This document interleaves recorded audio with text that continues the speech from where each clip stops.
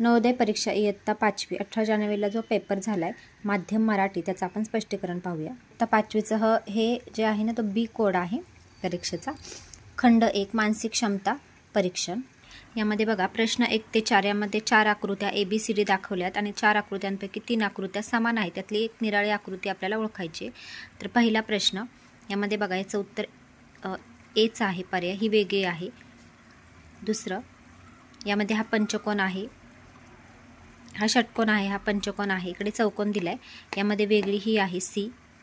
3 नंबरचं आहे ॲरो दाखवलेत, ही वेगळी येते कारण पाठीमागे इकडे आडवी लाईन आहे तिन्ही ह्याला, त्याच्यामुळे नाही. याचं पर्याय क्रमांक 3चं ए आहे.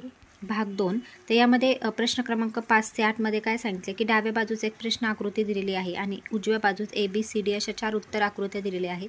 तर उत्तर आकृत्यांपैकी प्रश्न आकृतीची समान म्हणजे तंतोतंत जुळणारी आकृती आपल्याला या ठिकाणी निवडायची. आता हे दिले 5 नंबरचा प्रश्न आहे, त्याचं उत्तर आहे बी, ही तंतोतंत जुळते. 6चं उत्तर आहे बी, ही तंतोतंत जुळते. सेम आकृती यामध्ये शोधायची. 7चं आहे बी. 8 नंबरचा आहे डी, ही तंतोतंत जुळते. बाकीच्या ह्या वेगळ्या आहेत. यामध्ये बघा आता भाग 3 दिला, याच्यामध्ये 9 ते 12 प्रश्न असे आहेत की डाव्या बाजूला एक प्रश्न आकृती दिली आणि उत्तर आकृतीमध्ये त्यांनी जे ABCD दिलेत यामधील एक जो लुप्त भाग आहे या आकृतीचा तो शोधायचा आहे. आता इथे बघा हे 2 तर नाही होणार, BC, A पण नाही होणार कारण हे सेम येतं. हे तुम्ही हे बघा, इकडे बघा, इकडे त्यांनी असं केलेलं आहे, हे 3 दिलेले आहेत त्यांनी अर्धवर्तुळ, म्हणून डी हे उत्तर येतं. 10चं बी, 11चं येतं डी. भाग 4 यामध्ये 13 ते 16 या डाव्या बाजू 3 प्रश्न आकृत्या दिलेल्या आहेत आणि चौथ्या आकृतीसाठी रिकाम्या जागी सोडलेली आहे. प्रश्न आकृत्या विशिष्ट अनुक्रमाने आहेत आणि तो अनुक्रम आपल्याला या ठिकाणी शोधायचा आहे. आता बघा 13चं उत्तर आहे सी. 14चं उत्तर येतं डी. म्हणजे यामध्ये काहीतरी त्यांनी विशिष्ट क्रम दिलेला आहे, त्या क्रमाने पुढे हे करायचं. ते बघा इथं 3 लाईन आहेत, इथं 4, इथं त्यांनी ही लाईन जोडली. आता आपल्याला हे याचं विचारलं आहे पुढचा भाग, त्याचं येतं सी. म्हणजे कमी कमी लाईन त्यांनी इकडे केलेल्या आहेत. बघा इथं 15चं उत्तर आहे ना.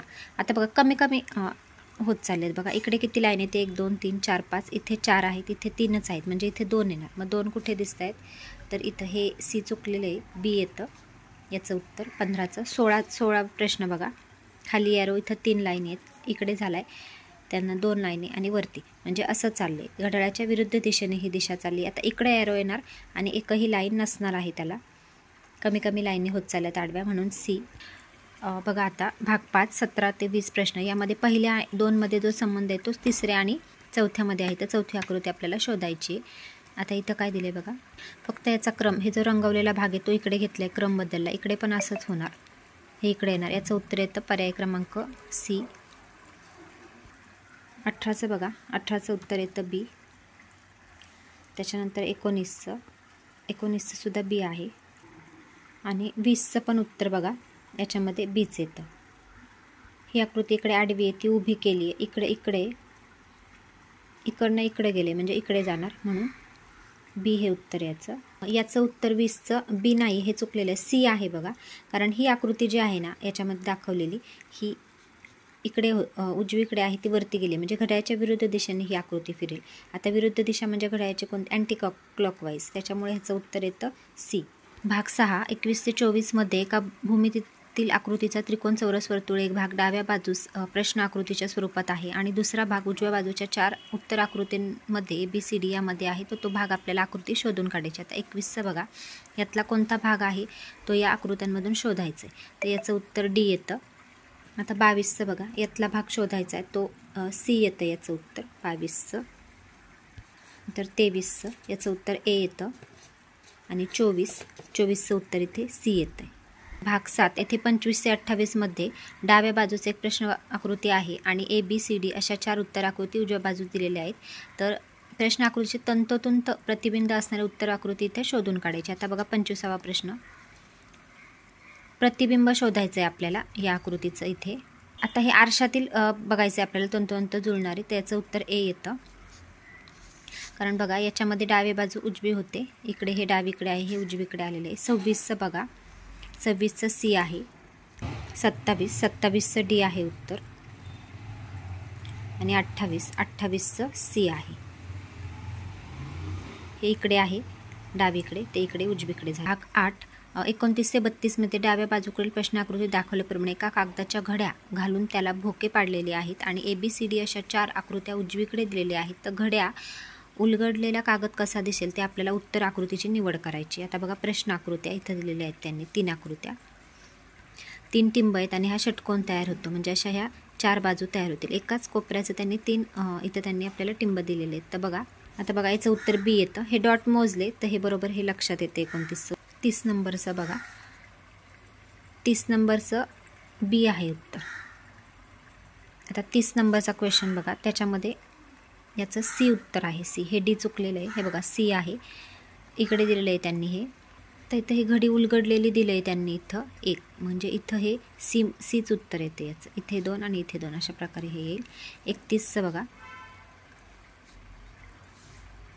31चं बघा बरोबर इथे 8, इकडे अर्धा गोल, हा अर्धा गोल, हा अर्धा गोल आणि हा असं म्हणून हा 8 तयार होतो.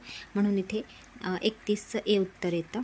32वा क्वेश्चन, त्याचं उत्तर डी आहे. बघा एक गोल दिला आहे, असे 4 चौकोन तयार होतात. 1, 2, 3, 4 म्हणजे 4 गोल यायला हवेत, म्हणजे डी उत्तर येतं 32चं.